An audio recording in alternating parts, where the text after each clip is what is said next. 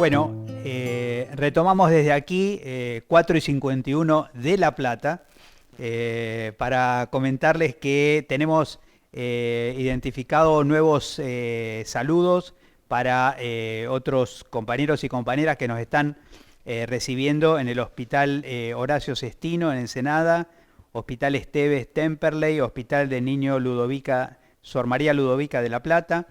Nos están recibiendo desde Bahía Blanca, desde la región sanitaria 1, desde el CPA de Berisso, del Magdalena Martínez de Pacheco, de epidemiología del Gutiérrez, del Hospital Rossi acá de La Plata, del Hospital Korn en Melchor Romero, del AMBA de Morón, del CEBAS 29 de Merlo, desde Moreno, desde Tres Arroyos, la Residencia de Trabajo Social y de Medicina General. Bueno, un afectuoso saludo a todos y vamos a ir identificando también, digamos, cada vez con mejores precisión, digamos, los equipos que nos están siguiendo, digamos. Acá tenemos un saludo personalizado, esto viene de Telesalud de Nación.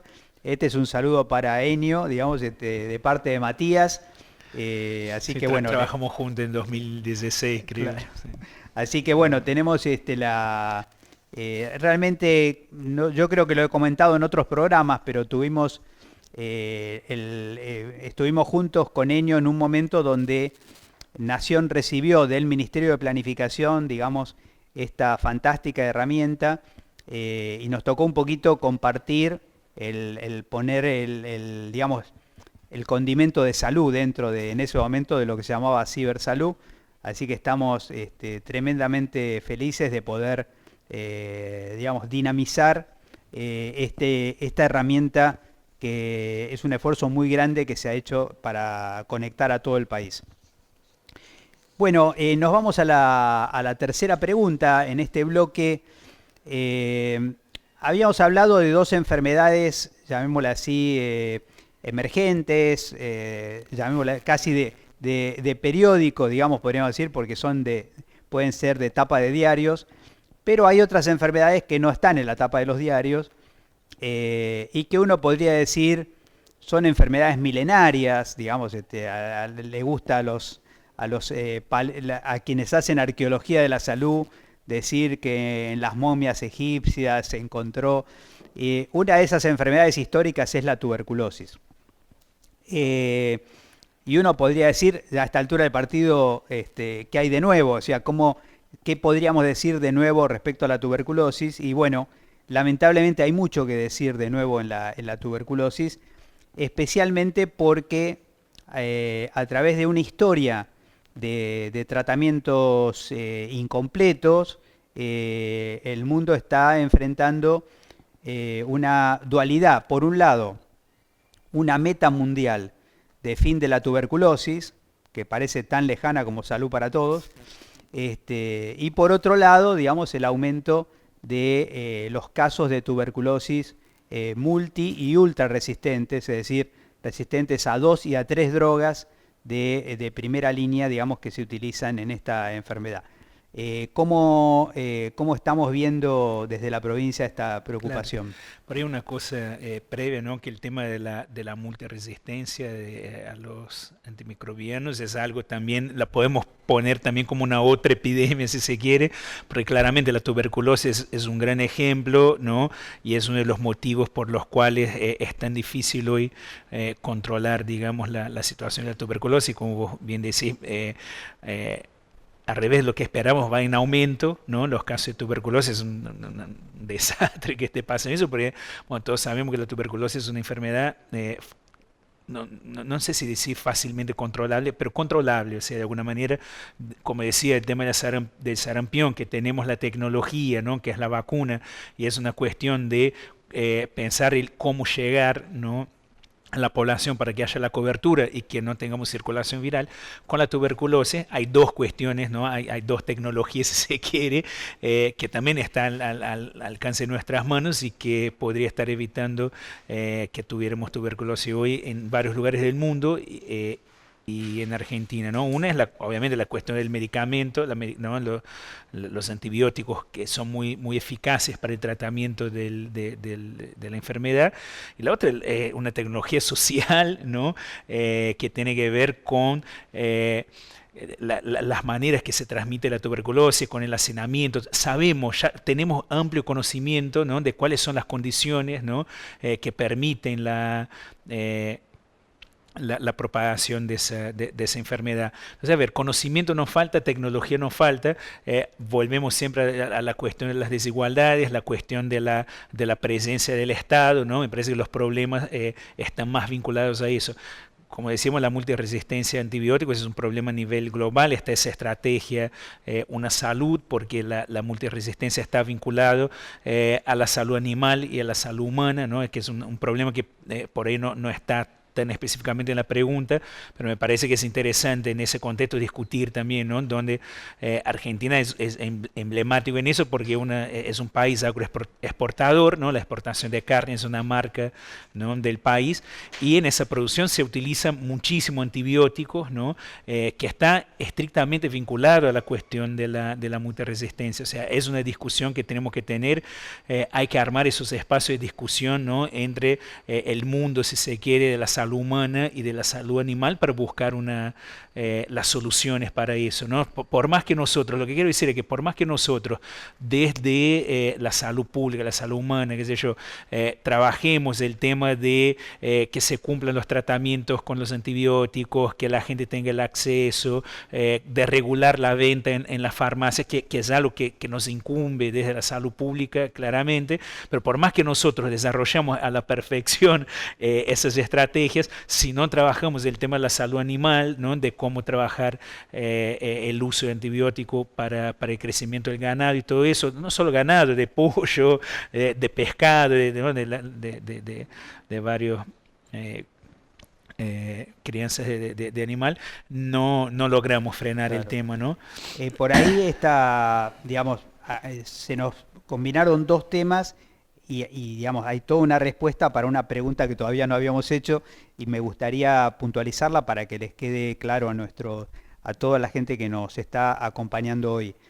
El mundo está en alerta por la resistencia antimicrobiana, del cual tuberculosis es un caso peculiar, y como ya un poco venías describiendo esto, quizá, digamos, siempre, incluso en el sector salud, la mayor parte de nuestros compañeros de trabajo no saben que en el mundo se dedica, digamos, a veces hasta la mitad de la producción de antibióticos para la crianza y el engorde de animales, ni siquiera para curarlos de nada, sino para, o Es un sea factor que de crecimiento, se usa como factor de como un crecimiento. factor de Sí, crecimiento. Esto significa que a veces, digamos, la resistencia ya se genera en gente que no ha tomado ningún antibiótico, pero que exactamente. está o que trabaja con la producción animal.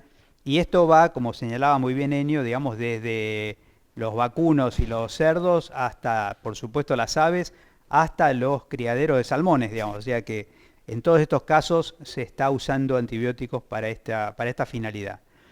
Esto es realmente un problema mundial, lo dejamos un poquito planteado, eh, pero volvería un poco al tema de tuberculosis, si te parece, en el sentido de que el primer alerta me da la impresión de que sucedió como consecuencia de la sinergia entre HIV y tuberculosis. ¿Hay algo de eso en Sí, está la cuestión obviamente con el surgimiento, ¿no? del VIH, la cuestión de la aparición de esas personas inmunodeprimidas y obviamente susceptibles, ¿no? a ese tipo de enfermedad como la tuberculosis, pero concretamente hoy, aunque hay esa comorbilidad, ¿no? Para decir de alguna manera, que los pacientes de tuberculosis, perdón, los pacientes, las personas que conviven con VIH, también tienen que tener un cuidado especial con el tema de la tuberculosis, pero me parece que hoy ya rebalsa totalmente esa población y hay una población que no es inmunodeprimida, ¿no? Pero que vive en condiciones de vulnerabilidad, de precariedad, y que esa población, digamos, hoy por hoy es el nicho, ¿no? Principal principal de la tuberculosis en el país y en la provincia especialmente, ¿no? Como vos decías antes, digamos, como problema epidemiológico la tuberculosis es controlable, como problema clínico la tuberculosis es curable, digamos. Ahora, el problema es que no se cura de un día para el otro, sino que requiere un contrato muy fuerte para que los tratamientos sean completados.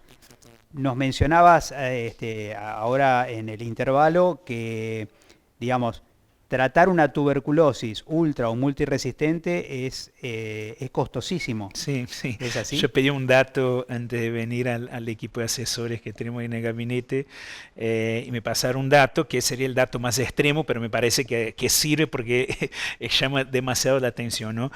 Hoy por hoy, un tratamiento de una persona con tuberculosis por mes, una tuberculosis común, ¿no? Saldría alrededor de 100 pesos. ¿No?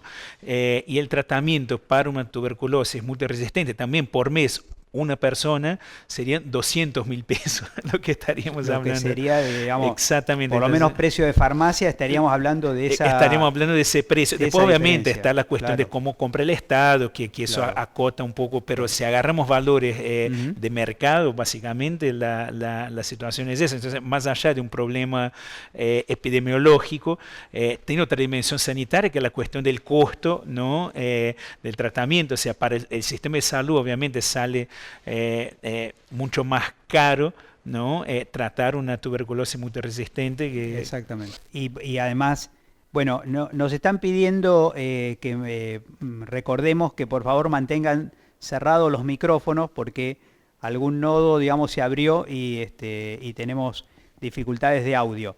Lo que Enio nos estaba comentando con respecto a esta enfermedad entonces es que eh, tenemos un problema económico, digamos, en relación a cómo encararla, y también un problema sanitario, porque si a su vez, si estas cepas resistentes entran a ser lo más frecuente, digamos, controlar la tuberculosis se va a hacer cada vez más difícil. O sea, casi uno siente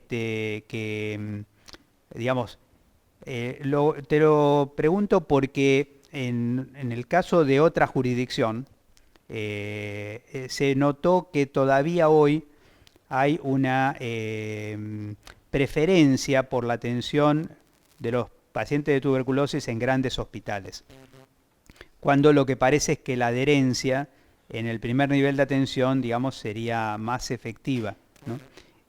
Hay, en ese sentido, digamos, también tuberculosis sería una enfermedad, digamos, para pensar este proceso de primarización de la atención. Sí, totalmente.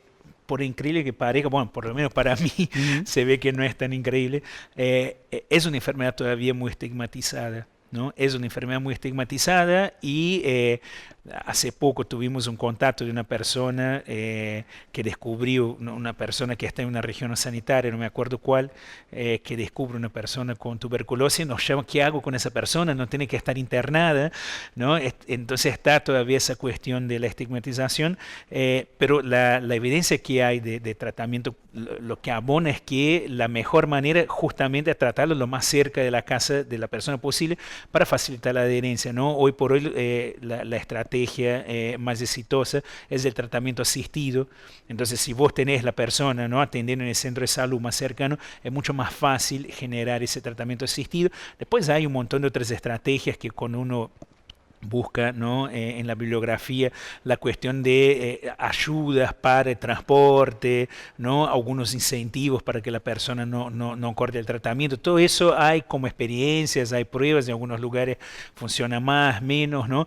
Pero lo que sí efectivamente está bastante comprobada el éxito de la estrategia es la cercanía con el usuario, con la persona, Nos da ¿no? entrada, Enio, a otra parte que vamos a empezar en este bloque. No nos va a alcanzar el bloque y vamos a seguirlo después, que ya es, parece que hubiera en la tuberculosis un saber, un know-how o un saber cómo, también, digamos, darle seguimiento a las enfermedades crónicas no transmisibles. Estamos también en vísperas, digamos, digamos así, de una prevalencia exagerada de estas enfermedades, ¿verdad? Sí, sí. claramente eso da pie también para discutir por ahí otro concepto epidemiológico, que obviamente no lo vamos a poder desarrollar acá, pero podemos dejar para alguna reflexión. Justamente por ahí se habla mucho de la transición epidemiológica, ¿no? Que es, bueno, salimos de un perfil epidemiológico de enfermedades transmisibles, ¿no? Virales, bacterianas, ¿no? A un perfil de enfermedades vinculadas a lo no transmisibles, enfermedades crónicas, ¿no? Los problemas de alimentación, de hipertensión cardiovasculares en general, ¿no? El cáncer. Y es interesante que eso viene, ¿no? de una adaptación de la demografía, cuando la demografía analiza el proceso de transición demográfica, ¿no? Que salimos de poblaciones con más chicos, ¿no? Con una esperanza de vida más baja, a poblaciones de más adultos, los adultos mayores cada vez más esperanza de vida, ¿no? Entonces parecería obvio que íbamos a dejar de tener esos problemas, también vinculados a la cuestión del desarrollo, a la pobreza, ¿no? Se vinculaba mucho lo que son las enfermedades transmisibles a la pobreza. Entonces con el cambio también en las condiciones materiales de vida, se pensaba que íbamos a dejar de tener esas enfermedades y lo que íbamos a tener era ese perfil de las crónicas no transmisibles. Lo que nos está mostrando la realidad, y me parece que esa charla ilustra muy bien eso, es que no hay un proceso de transición epidemiológica, sino que hay un proceso de sobreposición, o sea, claro, a esa transición demográfica que realmente trae esos efectos para la salud pública de un cambio de perfil de las enfermedades más crónicos, degenerativas, todo eso, se agrega, y cada vez se agrega más, ¿no? Las amenazas de las reemergentes, ¿no? Que estuvimos hablando del dengue, la tuberculosis, el sarampión, ¿no? Las influencias, ahora el coronavirus, que bueno, las respiratorias en general. Entonces queda claro que lo que pasa es eso, ¿no? Lo que no quita la importancia que va tomando también el perfil epidemiológico de la población, los problemas como la obesidad, ¿no? Hoy se habla, por ejemplo, de una epidemia de obesidad, ¿no? Pero bueno, si le parece podemos seguir en el otro bloque. Sí, porque a veces pareciera que la palabra brote, epidemia, o sea, la jerga de la epidemiología produce en la población también alertas y efectivamente este fenómeno de las enfermedades crónicas viene aumentando. Yo agregaría para el segundo bloque que encima no solo de la mano de lo que se llama el aumento de la longevidad, sino que incluso éxitos de la medicina está produciendo que tengamos también aumento de enfermedades crónicas en niños, aumento de enfermedades crónicas en edades más tempranas de la vida, así que se ve que lo que se nos viene por delante tiene mucho que ver con esto.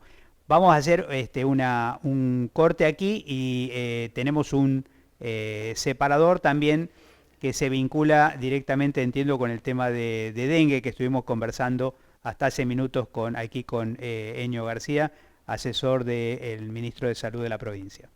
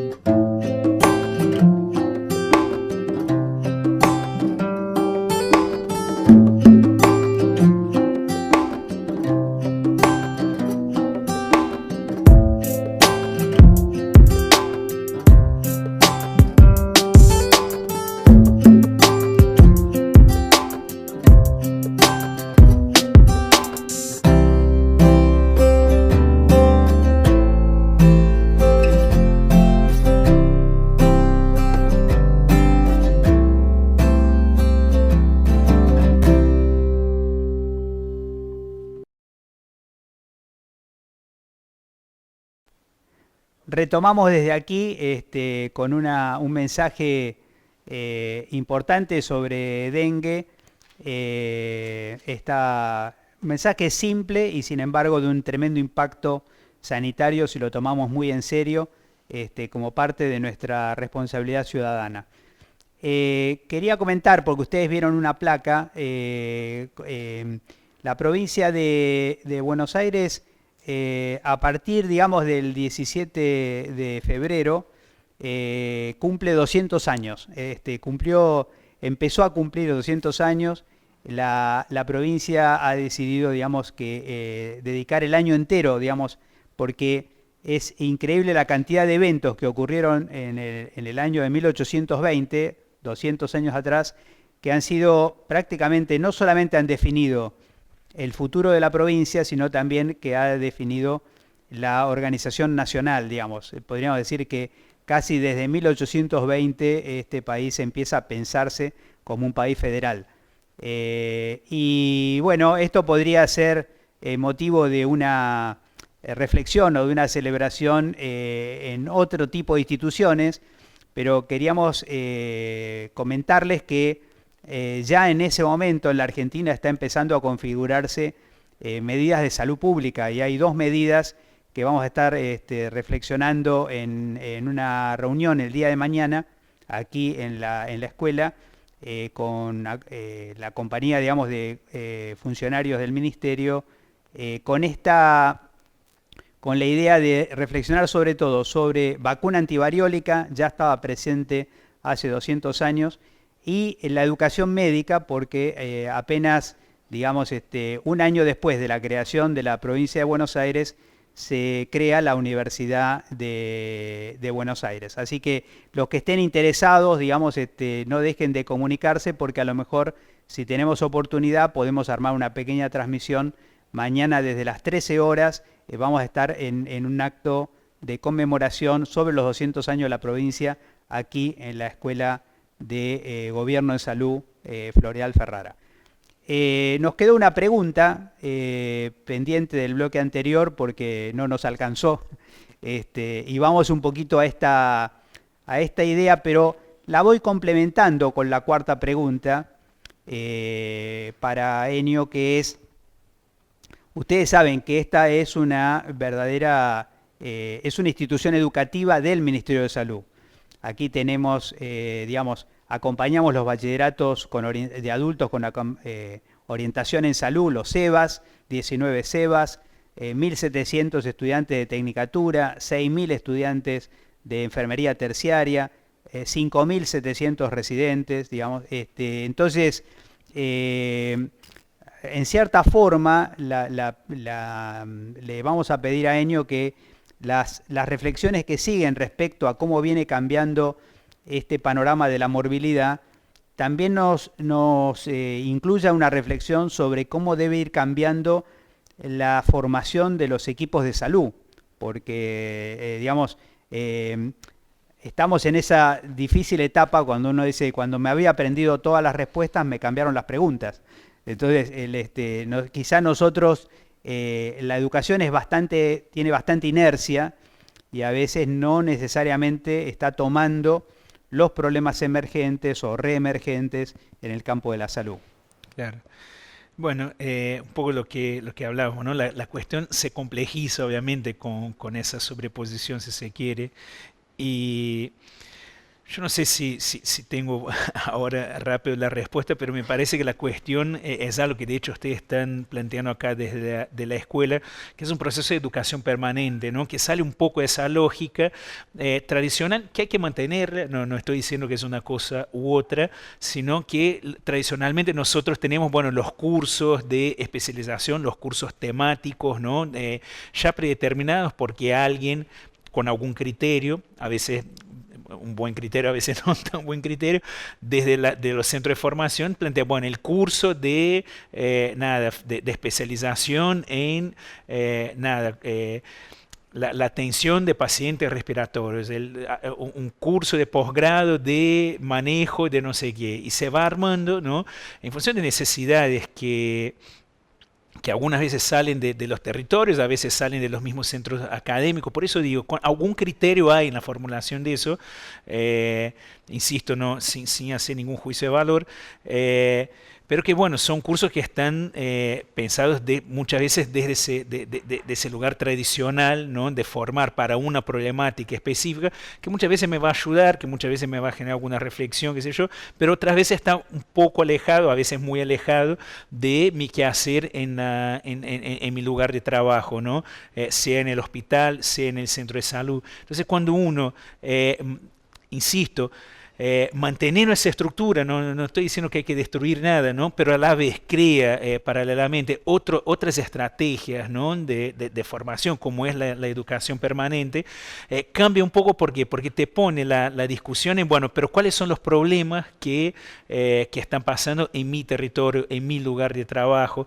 Empiezo a discutir en función de esos problemas, empiezo a entender que no necesariamente hace falta que venga el experto en, nada, estamos hablando de arbovirus, ¿no? Cuando hablamos de dengue, no hace falta que venga el virólogo para resolver, ¿no? Enseñarnos cómo resolver el problema del dengue, sino que en ese proceso, en ese espacio, con los compañeros y compañeras de trabajo, muchas veces cuando hablamos de atención primaria, con la misma gente de la comunidad, se va dando un proceso educativo, se va dando un proceso formativo e informativo, donde se van desarrollando la posibilidad de nuevos conocimientos, ¿no? Para actuar in situ en el problema, ¿no? No es lo mismo, si se quiere, por ejemplo, el problema del dengue, para poner en términos generales, ¿no? En Vicente López, ¿no? En el municipio de Vicente López, que, por ejemplo, que puede ser en Quilmes, ¿no? Para agarrar dos municipios del sur y del norte del conurbano.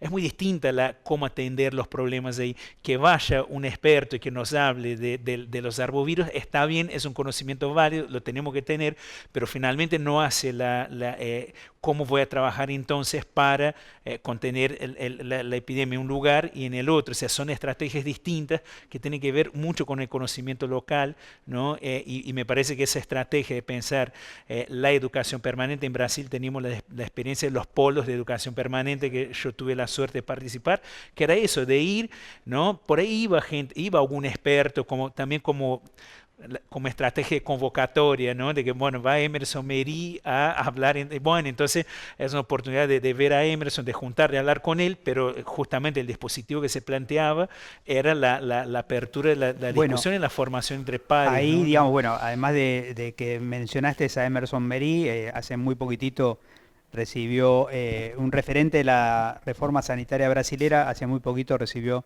el doctor honoris causa de la Universidad de Rosario.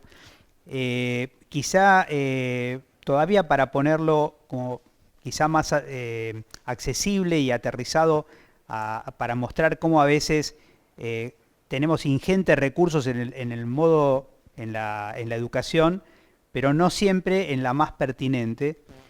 Bueno, primero nos ocurrió algo que es, por ejemplo, la ley el reglamento de residentes dice que digamos, hay ahí verdaderamente 5.700 residentes que podrían ser movilizados en situación de una emergencia sanitaria.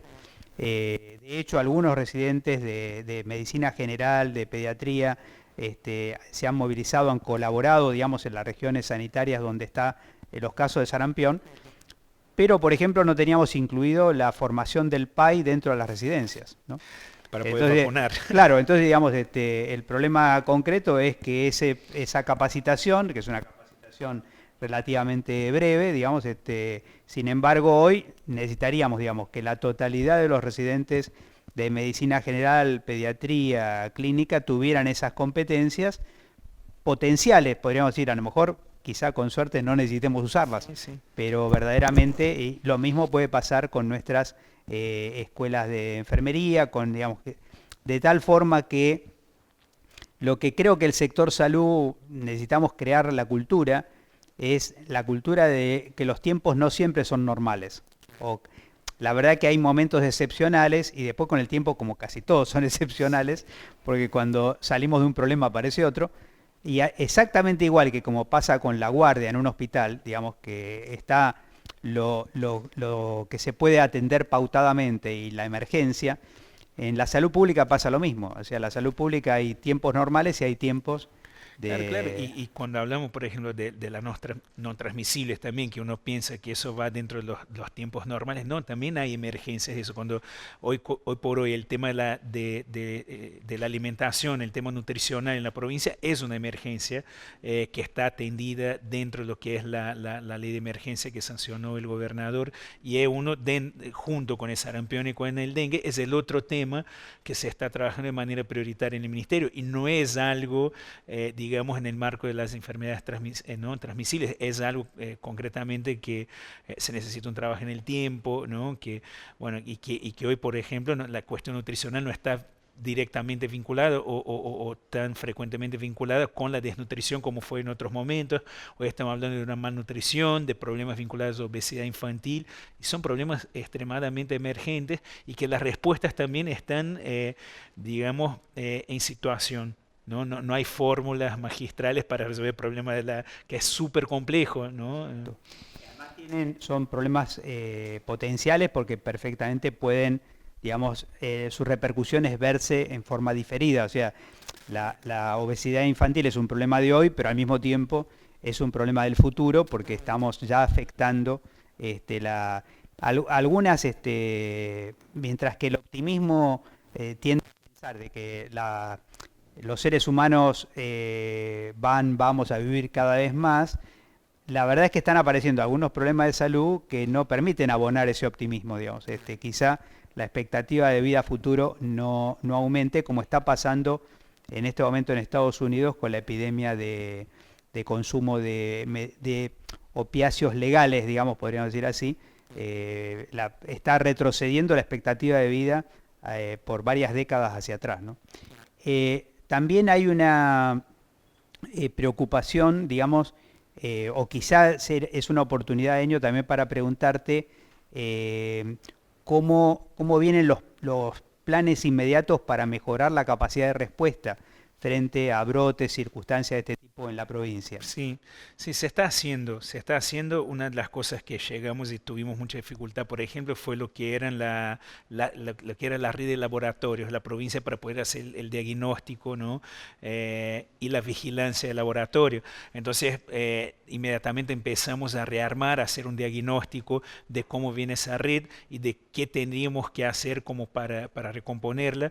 Lo estamos haciendo, estamos además buscando financiamiento en otros lugares, ¿no? Más allá de la provincia, porque es algo de interés nacional, ¿no? Además, se está fortaleciendo mucho lo que es la vigilancia epidemiológica que se venía haciendo, pero que estamos trabajando, por ejemplo, con IOMA, para que IOMA, cuando, por ejemplo, haga algún acuerdo, algún convenio, ¿no? Con una institución privada, ¿no? de asistencial, que dentro de ese acuerdo esté previsto, por ejemplo, la cuestión de la notificación obligatoria, ¿no? De los eventos de notificación obligatoria, que es algo que, como es obligatorio, como en una ley, uno piensa, bueno, pero lo tiene que hacer porque es una ley, pero claramente no hace. El único que notifica hoy en Argentina, o prácticamente el único, es el sector público, ¿no? Entonces, bueno, nosotros estamos pensando cómo llegar también al sector privado para ampliar nuestra capacidad de vigilancia. Lanzamos de vuelta desde la Dirección de Vigilancia y Control de Epidemias, de brotes, el boletín epidemiológico. Hace 6 años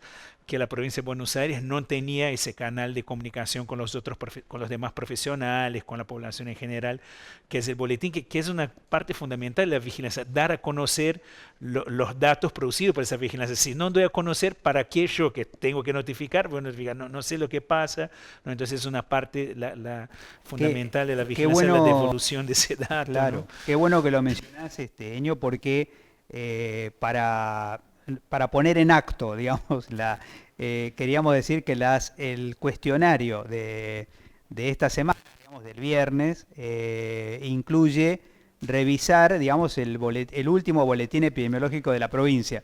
Queremos que todos los compañeros y compañeras que nos están siguiendo en toda la provincia, digamos, estén ansiosos esperando el próximo número del boletín y lo con usen. Alguna devolución, ¿no? Bueno, eso también te iba a preguntar, porque a veces hay gente, digamos, que prefiere una cosa ordenada, como son los informes formales, pero también pasa que muchas veces desde el consultorio clínico, desde un centro de salud, podríamos decir, literalmente hablando, un hospital de niños, basta recorrer, digamos, digamos, los pasillos para saber si la bronquiolitis empezó a crecer.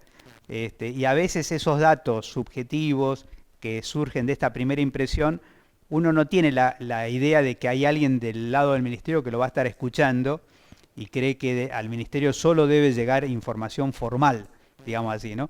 estamos, podríamos decir así, estamos en época de WhatsApp, para decirlo Claro. gráficamente, estamos transmitiendo por Instagram, tenemos una Facebook, tenemos Twitter, creo que vigilancia epidemiológica siglo XXI, digamos, Sí. tiene que ser una integración de No, soportes, es muy ¿verdad? pertinente lo que está diciendo. De hecho, nosotros tuvimos una reunión con la gente de la Universidad de Quilmes que nos presentó un soporte de una app eh, que para poder hacer la notificación de los eventos de notificación obligatoria a través del celular, que estaría esa app vinculada al Sistema Nacional de Vigilancia, ¿no? Y plantea una interfaz donde permite la comunicación entre los distintos notificadores. Por ejemplo, no sé, habla de sarampión, ¿no? Por ahí, un médico en un hospital, no sé, en Moreno vio un sarampión, lo notificó. Puede ser un médico que está en Verazategui abriendo esa app, che, hay un caso nuevo en Moreno, notificó ese médico, entonces ahí se puede abrir un chat con ese, che, ¿y cómo fue el caso que viste? ¿Y qué características tenía? Es muy distinto al sarampión clásico, ¿no? Entonces lo que nos planteó la gente de la Universidad de Quilmes es que hoy por hoy la interacción, esa cosa de la red social, la posibilidad de que las personas se puedan comunicar, más allá de que puedan tener la devolución online de lo que está haciendo, bueno, notifiqué un caso, lo veo en el mapa, además veo todos los demás, pero además de eso puedo tener una interacción con mi colega, ¿no? Que todo eso incentivaría, digamos, a mejorar la notificación, ¿no? Entonces estamos trabajando Fantástico. con la Universidad de Quilmes para Ajá, pensar esa claro. vigilancia del siglo Ajá, XXI, que es verdad, es muy ajá. pertinente y hay que entrar en Sí, eso. a veces uno percibe que la información hace como algunos llaman el fenómeno de Hub, que digamos que se agrega y por la propia agregación uno pone el foco ahí. Y podríamos también comentar que incluso en algunos cursos de epidemiología compartíamos esto en la residencia de epidemiología, que además un buen epidemiólogo lee los diarios, porque a veces los diarios anticipan, digamos, si llega como noticia primero, por supuesto después hay que confirmar. La y a- vigilancia de rumores se llama, ¿no? Exactamente, Está vigilancia bueno. de rumores, qué buen nombre. En eso quería comentar también, porque seguramente, por un lado llama la atención, tenemos los mapas actualizados, uno va siguiendo, digamos, estos mapas actualizados de coronavirus. Primero estamos conteniendo la respiración de que América Latina permanece, digamos, por el momento sin esos contactos, pero también quisiéramos señalar, reforzando lo que acabas de decir, que cuando fue lo del H1N1, digamos, que viene de la mano de personas que viajan, bueno, las personas que tienen el nivel económico para viajar generalmente se atienden en el sector privado, ¿no? Así que con el H1N1, digamos, si tuviéramos algún caso índice, alguna situación primaria, quisiéramos llamar la atención de la responsabilidad, digamos, del sector privado de reportar muy rápidamente. Quisiéramos incluso, no sé, esta recomendación corre por mi cuenta, pero quisiéramos que reporten al ministerio antes que a los diarios, digamos, Claro, ¿no? Pero porque, seguramente, claro, porque ya ha seguramente. ocurrido, digamos, entiendo que en Pergamino, digamos, una En situación, Pergamino fue en el claro, hospital público, claro, pero también hubo, mientras estaban evaluando la situación, por lo que entendí, porque estuve hablando con las autoridades del hospital, me metí un poco en el tema como para ayudar a entender y ver y colaborar, ¿no? Si realmente fuera un caso que pudiéramos actuar rápido y todo eso. Entonces lo que pude entender es que hubo cierto nivel de alarma, si se quiere, de los trabajadores y trabajadoras del hospital que dejaron que la información saliera del hospital y llegara a los medios antes que llegara al ministerio. Y a ver, la comunicación no llegó al ministerio no porque estaba mal como estaban haciendo, sino estaban tomando el tiempo, que fue rápido además, necesario para comprender el caso y pasar una información medianamente correcta, o sea, pero en el medio, como funciona, como vos decís, el WhatsApp, entonces uno está en el hospital, uy, tenemos un caso de coronavirus acá, y sale, empieza la cadena y ya está, y se dispara y es imposible contenerlo, ¿no? ratificamos de todas maneras, por las dudas, digamos, estamos en América del Sur en este momento, No hay digamos, ningún caso, sin claro. casos, pero nos resulta importante señalar que eso no nos tranquiliza, digamos, No, no.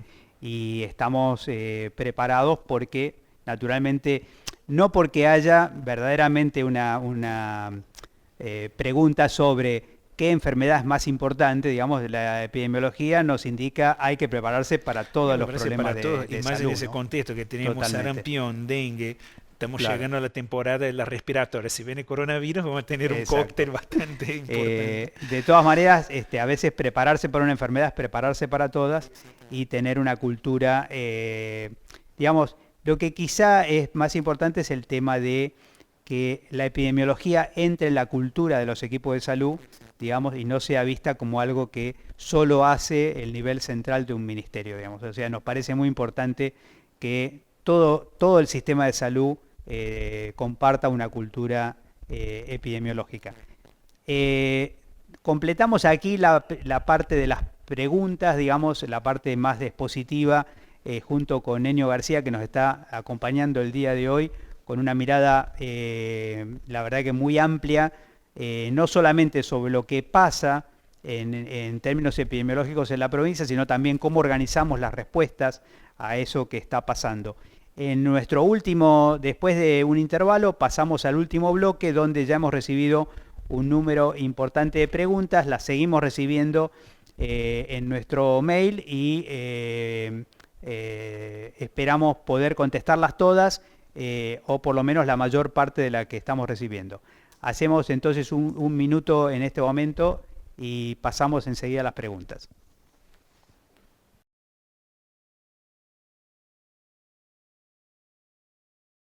Bueno, volvemos nuevamente a nuestro último bloque del día de hoy. Queremos reparar, digamos, una omisión, porque el Hospital Evita Pueblo de Berazategui es uno de nuestros fieles seguidores, digamos, en este curso y no lo hemos incluido en los saludos, así que un afectuoso saludo para todos los compañeros y compañeras del Evita Pueblo de Berazategui. También el CAP Ramón Carrillo de Arrecifes, el CEBA 19 Ramón Carrillo, y bueno, 9 de julio ya lo habíamos mencionado antes, me parece. Esta pregunta la vuelvo a hacer porque para reforzar, pero creo que un poquito ya Enio la había contestado. ¿Se prevé alguna articulación formal con el sector privado para mejorar las denuncias epidemiológicas en el Sistema Nacional de Vigilancia en Salud, dada la obligatoriedad de la ley? Esta pregunta está viniendo del aula magna. Claro. Sí, sí, en lo que hablamos, o sea, la ley está, pero bueno, lo que nos indica la historia de la vigilancia en el país es que no es suficiente, entonces nosotros estamos pensando en estrategias compartidas, hoy con IOMA, porque IOMA es parte, ¿no?, de la gestión nuestra en salud, entonces tenemos un vínculo muy fuerte como para poder trabajar eso con ellos. Ellos están armando, eso es interesante, importante también, IOMA está armando un área de epidemiología, no tenía IOMA un área de epidemiología, por increíble que parezca, pero se está armando ese área de epidemiología y está trabajando muy fuerte con nosotros, y una de las líneas concretas es eso, o sea que dentro de los acuerdos de IOMA con los prestadores privados esté la obligatoriedad de notificación para que se cumpla el acuerdo, ¿no? Totalmente. Y bueno, además sí vale la pena señalar que como está constituido el sector, alguno podría decir, hablamos del sector privado, pero estamos hablando en una capacitación del sector público. Como está organizado el sector, el sistema de salud en la Argentina, probablemente muchos colegas que nos siguen también tengan una práctica privada y es muy bueno, digamos, por lo menos frente a este tipo de enfermedades emergentes, compartir una cultura de que no hay Claramente. diferencia entre el público y Sí, sí, privado. totalmente, es fundamental. Acá tenemos una pregunta un poco, digamos, vinculada al tema de las estrategias para la lucha contra la Aedes aegypti. De la región sanitaria 12 lo que nos dicen es que se conseguía antes una bacteria, el Temefos, que se alimentaba de las larvas de la Aedes, debe ser, digamos, que afectaba a las larvas de la Aedes, pero que ya no se consigue, y si sería útil para los grandes espejos de agua en lugares públicos, y eventualmente sería posible conseguirlo. Claro, yo no conozco la bacteria especialmente, pero más pensando en lugares públicos, hay un producto, un químico que se utiliza, que de hecho el ministerio lo tiene. Me parece que ahí insisto, no sé si es la bacteria, pero hay estrategias para controlar los espejos de agua en lugares públicos. O sea, eso es algo que si no se hace porque no lo queremos hacer o porque no estamos teniendo el recurso. Me parece que es algo que se puede retomar porque el recurso técnico, ¿no? Insisto, está disponible. No conocía la bacteria, pero hay otras sustancias que se utilizan. Ujú.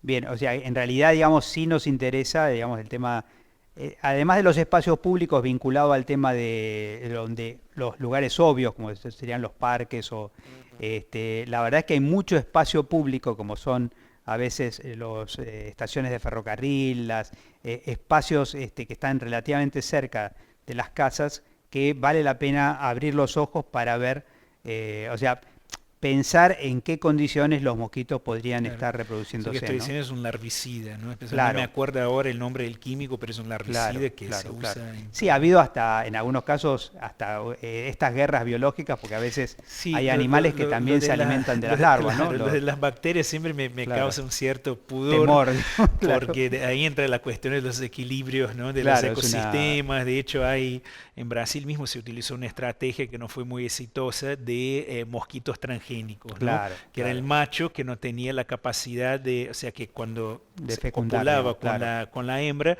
ese huevo era infértil, no tenía la capacidad de generar la larvita, ¿no? Y se probó esa experiencia y la verdad que no fue muy exitosa, no dio el resultado que se esperaba y encima con el riesgo de haber algún tipo de desequilibrio ecológico, ¿no? Ecológico, Así que claro, claro, claro. son cosas que hay que pensar, no Ujú, estoy en desacuerdo de que la ciencia avance en el análisis de esas posibilidades, pero totalmente. hay que haber cuidados especiales, ¿no? Seguro. Y compartimos quizá la idea de que tenemos relativamente pocos expertos en entomólogos, digamos, expertos en insectos en el sistema de salud, que quizá cada vez necesitemos más, porque las enfermedades vectoriales Claro, son muchas, ¿no? totalmente. Una cosa que no Del, hablamos, perdón si me ajá, permití la digresión, que no entramos en el tema de los desastres ambientales, ¿no? Que claro, eso está muy claro. vinculado también a esas epidemias producidas por vectores, ¿no? Ujú, Como tenemos el ejemplo más reciente, los desastres que hubo en Brasil, en Mariana, ¿no? De rompimiento de de una las barrera barracas, claro. de contención que desparramó, digamos, lo que produjo un desastre ecológico muy importante en esa zona, más allá de la tragedia que eso implica en sí. Hay algunos estudios que tratan de vincular el brote que hubo 2017-2018, fundamentalmente en Brasil, de Fiebre fiebre amarilla, amarilla, claro, a ese desastre, ¿no? Un desequilibrio en la totalmente. población de los mosquitos, ¿no? Que Ujú, salieron de la zona silvestre a las zonas rurales, ¿no? ujú, Siempre había en zonas semirurales la presencia de esos totalmente. mosquitos, es normal, pero se desplazó a zonas Ujú. rurales y se atribuye ese brote a eso, ¿no? Cada vez tenemos más novedades en este punto, pero uno de ellos, un artículo colombiano hace muy poco publicó que la población de Aedes, digamos, tiene un pico 48 horas después de las lluvias y que las lluvias tienen más importancia que el calor para predecir en qué momento va a haber más Aedes. Entonces vale la pena también seguir ese. Acá nos preguntan del Hospital Piñero de Junín. eh, yo diría, la pregunta dice si es factible, pero quizá una evaluación que vos puedas hacer de la vacunación casa por casa, dado que no es lo habitual, digamos, durante los brotes epidémicos. ¿Qué tal eficaz es esta Sí, estrategia? de hecho nosotros pensamos en esa estrategia, en ese contexto de brote, o sea, y ahí tenemos dos cuestiones para analizar. Una es lo que planteé, que desde la provincia no tenemos un brazo territorial propio, no tenemos un equipo de contención o un ejército, como ¿no? Como lo queremos nombrar, para salir a territorio y hacer y plasmar, ¿no? En territorio ese tipo de estrategia. Entonces depende mucho de las condiciones que tengan los municipios. Y algunos municipios están llevando esa estrategia. Nosotros a través de las becas de contingencia, estamos ampliando el horario de vacunación en las salas de salud, en los centros de salud, pero además incentivando a los municipios que utilicen ese recurso para hacer vacunación casa a casa. Estamos disponiendo trailers del Ministerio, el Ministerio de Salud de la Nación también dispuso algunos trailers para eso, pero concretamente el cuello de botella es la cantidad de gente disponible para hacer ese casa a casa. Entonces, como nosotros estamos viendo que los municipios no cuentan hoy por hoy con ese contingente para hacer ese peinado, como se dice en la jerga, ¿no? De ir casa a casa, ¿no? Haciendo eso, nosotros estamos pensando en estrategias un poco más inteligentes, no el casa a casa del peinado tradicional de la cuadrilla, sino que hoy por hoy nosotros podemos usar algo de la inteligencia sanitaria, la inteligencia epidemiológica. Tenemos bases de nacimientos, ¿no? Que nos produce el SUMAR, que nos produce el registro civil, las maternidades, donde al acceder a esas bases, ¿no? Que están nominalizadas, que está la dirección de la madre, ¿no? Está la dirección, por ejemplo, en las bases del SUMAR, donde esa madre hacía el control, ¿no? Entonces hay algunas posibilidades de encontrar esa población específicamente. Lo que estamos orientando a los municipios que están en una situación más complicada del brote es ir a hacer ese casa a casa, pero no al voleo, sino que, bueno, a ver, nosotros de hecho nosotros pedimos al SUMAR las bases y mapeamos los lugares donde hoy por hoy está la población objetivo, que son los nenes de 6 a 11 meses, después para la dosis de recupero, la población de 2 a 4 o 5 años, ¿no? Nosotros disponibilizamos ese mapa a los municipios y estamos pidiendo, mira, tenés poco recurso humano para salir a hacer ese casa a casa. El que tenés, usa para ir a esos lugares que está mapeado, y además no es la única información. Nosotros tenemos que sumar esa información. Los municipios pueden buscar en sus maternidades, en su registro civil, una información que por ahí no la tenemos y que pueden utilizar y hacer lo mismo. Además de lo que podemos hacer nosotros, también hay un rol en el sentido de que nosotros podemos ayudar a capacitar equipos. Exactamente. Y por supuesto también ayudar a la inteligencia epidemiológica, digamos, en cada municipio. Exactamente. ¿Verdad? Estamos planificando un taller el 27-28 de febrero con la OPS y con el CDC de Atlanta, que viene a Argentina. Por lo que vos comentaste en el comienzo, hay un interés mundial, están todos mirando a Argentina a ver si Argentina logra contener ese brote. Entonces viene la responsable por sarampión de OPS, no la representante de acá, la representante regional, claro.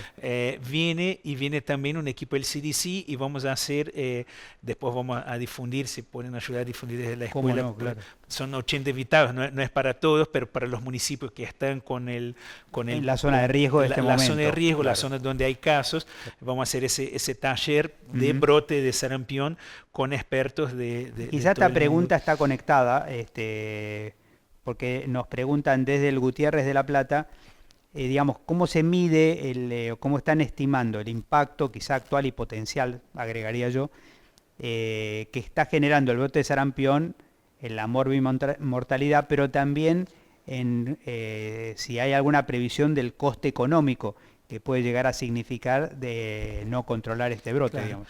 No, el coste económico todavía no lo analizamos en términos de mortalidad, o sea, no de mortalidad concretamente, no hay todavía casos registrados porque la incidencia todavía es baja. Muy pequeñita, ¿no? La incidencia todavía es baja, no tenemos una incidencia tan alta como para que empiece a aparecer los casos de mortalidad. Puede aparecer alguno que otro, pero muy puntualmente, algunos pacientes muy especiales, pero a nivel, digamos, poblacional todavía no tenemos un número de casos suficiente.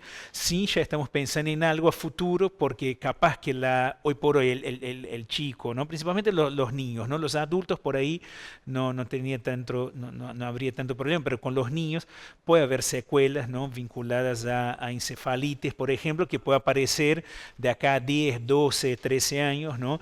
Y nosotros queremos poder hacer, como están nominalizados los casos, ¿no? Por lo menos los casos que están notificados, y de vuelta la importancia de la notificación, porque si no se notifica, si no sabemos que ese chico tuvo un sarampión, aunque haya sido benigno, aunque haya salido bien, no tuvo un cuadro grave, qué sé yo, pero nosotros tenemos que tener la información de esos chicos para seguirlos, ¿no? En los próximos 10 años, por acompañarla en una posible aparición de una encefalitis, Como que un ahí hay un factor de riesgo, como un claro. factor de riesgo, que hay Sí. un porcentaje, no me acuerdo cuál ahora, Bajo, pero está.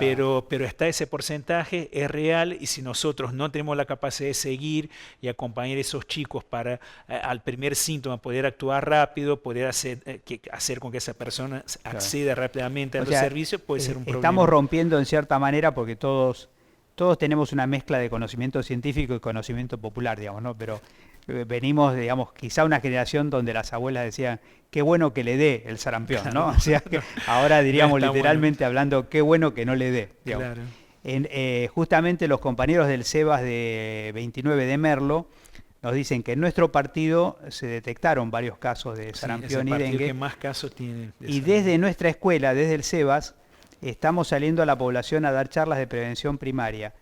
¿Qué acciones específicas podemos realizar como promotores de salud para ayudar a esta demanda epidemiológica que surge ahora?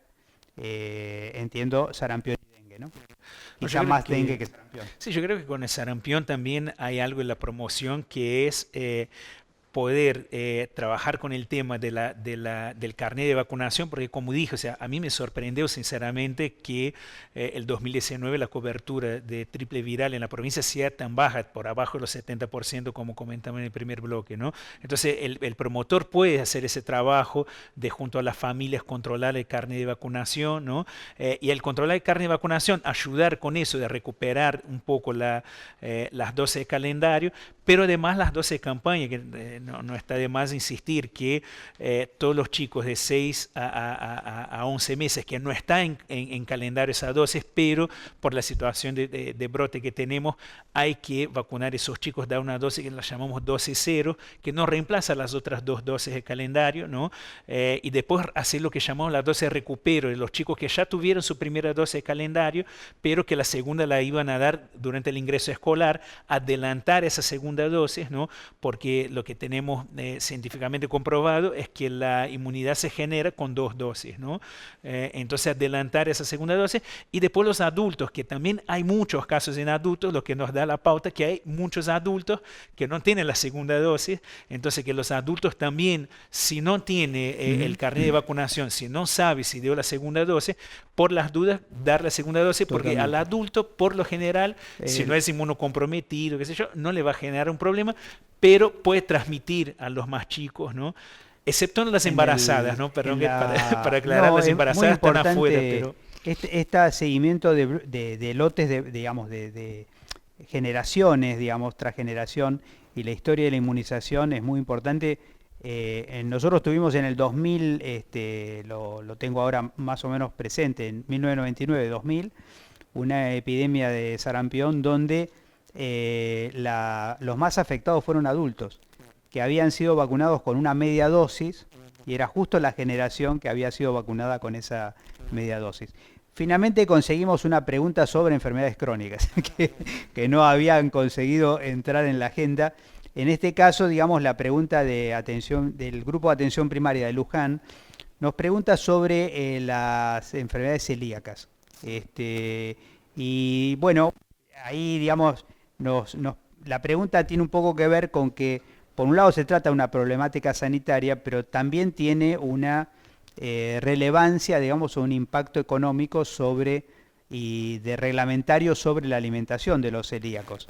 Eh, y ellos mismos se preguntan, digamos, si en esa imposición de mercado, si estamos frente a un sobrediagnóstico en relación al tema de esta enfermedad, o qué repercusión económica tiene la enfermedad, ¿no? claro. Yo particularmente no sé si hay una sobredimensión de la enfermedad. Sí, claramente hay una cuestión de una búsqueda por cambios alimentarios que muchas veces se mezcla con la celiaquía, porque, bueno, hay como ciertas dietas que se plantean, bueno, libre de harina, sin tener el diagnóstico, ¿no? Y obviamente eso puede activar una búsqueda por otros tipos de alimentos, entre un circuito, no sé cómo expresarlo, a mí me sale un circuito medio de moda, ¿no? Que eso puede afectar por ahí a nivel económico a las personas que realmente tienen un diagnóstico y que realmente... Pero me parece que el problema no es ese, ¿no? No es que esté de moda, no es que la gente quiera hacer dietas. Hoy es sin harina, está bien, o sea, para mí es indiferente cómo va cambiando el tema de las dietas, ¿no? Pero lo que sí, ahí entramos en un tema de soberanía alimentaria, ¿no? De la posibilidad de que los alimentos, ¿no? No sean tratados como cualquier mercancía, no estén vulnerables a cualquier cambio económico, como ha padecido el país en los últimos años, o sea, la inflación y Totalmente. la devaluación, ¿no?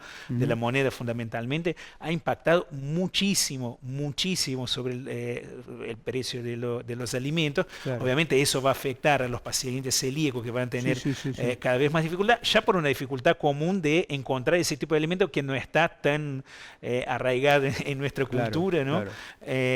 Pero además con el aumento de los precios de los alimentos impacta muchísimo, pero bueno, me abre la posibilidad de hablar no solo de celiaquia, pero el consumo de carne que ha disminuido, el consumo de leche, ¿no? Y Claro, todo eso afecta fundamentalmente claro. a la población de chicos, pero la población de adultos también Totalmente. afecta con una dieta con menos proteína, menos vitamina a través de la fruta y la verdura, o sea, porque finalmente en ese tipo de situación donde no tenemos soberanía alimentaria, donde los precios de los alimentos de hecho suben más que la inflación, ese era el dato, ¿no? Que Totalmente, manejábamos. totalmente. La, Por ahí una cosa que, digamos, yo conecto con esta pregunta. Por un lado, nosotros estamos, está en la centralidad del curso hablar de una política de salud basada en derechos. Los pacientes crónicos, me parece a mí que no solamente son, digamos, una novedad en el mundo de la epidemiología, sino también en la construcción de derechos ciudadanos, porque muchas de estas enfermedades eh, crónicas, digamos, tienen leyes atrás que a su vez hacen que, o sea, yo hoy lo que sentiría, más que si hay más o menos celíacos, es que hay más celíacos haciendo escuchar sus derechos. Y una parte de estos derechos, en este caso, tiene que ver con los alimentos. Los alimentos para celíacos son más caros que los alimentos habituales, digamos, del resto de los alimentos. Y verdaderamente, y sí sé que hay como una noticia circulando por los medios, de estos, digamos, por las redes sociales, digamos así.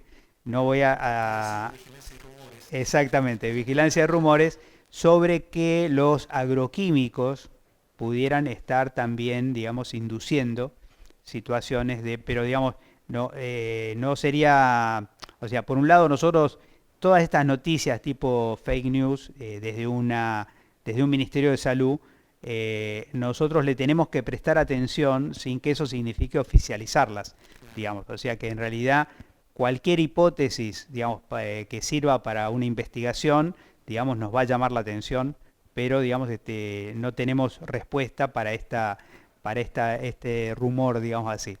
Sí, definitivamente que nos parece muy importante que se cumpla, digamos, la ley de celíacos y que digamos, todos los comercios que expenden alimentos, digamos, cumplan con las góndolas con estos alimentos, ¿verdad?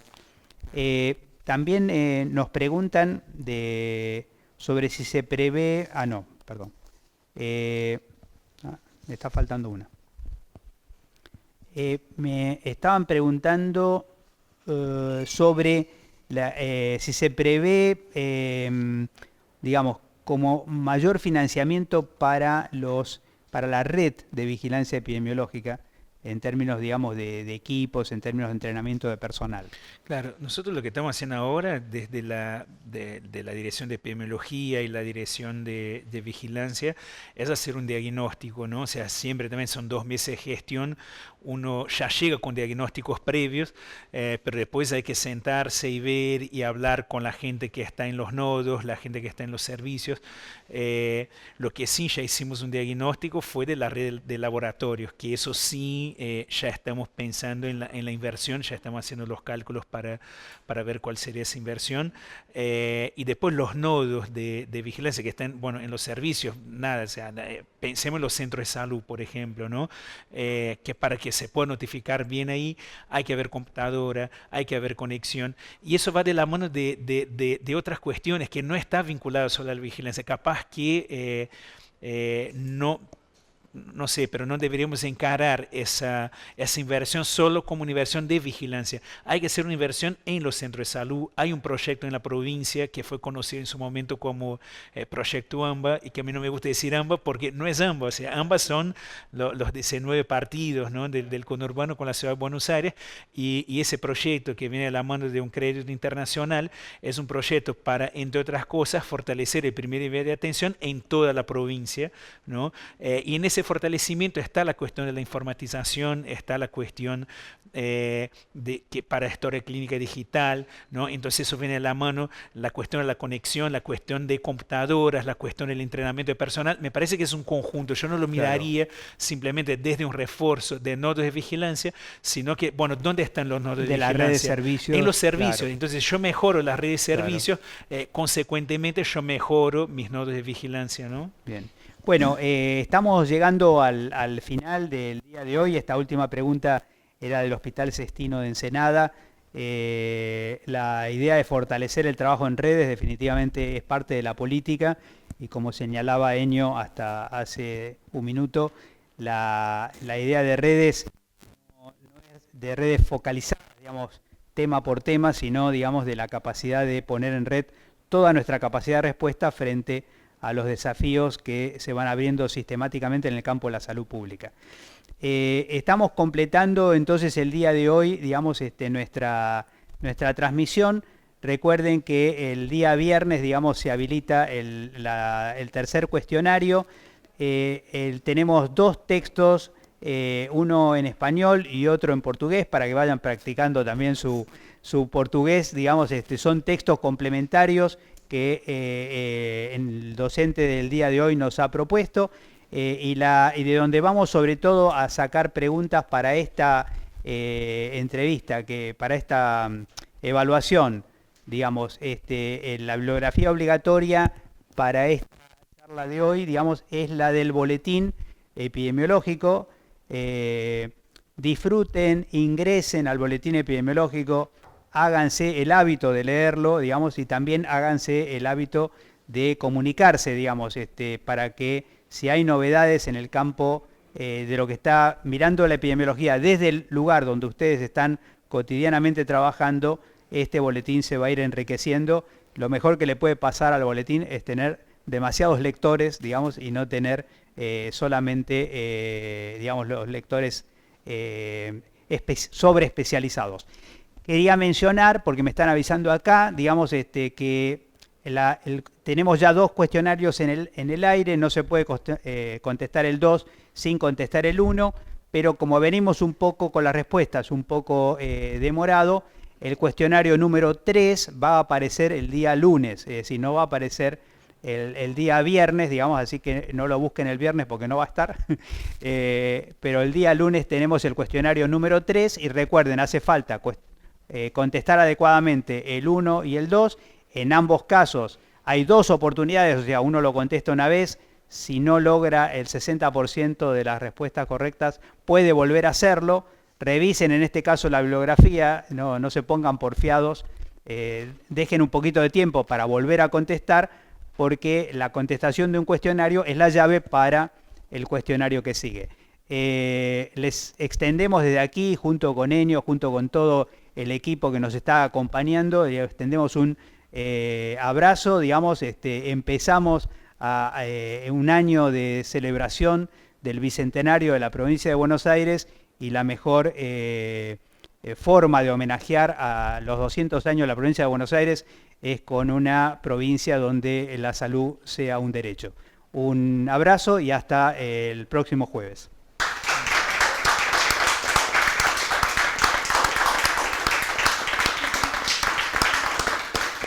Buenísimo.